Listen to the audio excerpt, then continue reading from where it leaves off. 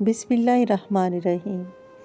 نبی اکرم صلی اللہ علیہ وآلہ وسلم نے فرمایا، بے شک بندہ جب کوئی نیکی کرنے کا ارادہ کرتا ہے لیکن اسے انجام نہیں دیتا تو اللہ تعالیٰ اس کے لیے ایک مکمل نیکی لکھ دیتا ہے، اور اگر وہ اسے کر لیتا ہے تو اللہ تعالیٰ اس کے لیے 10 گنا سے لے کر 700 گنا سے بھی زیادہ نیکیاں لکھ دیتا ہے۔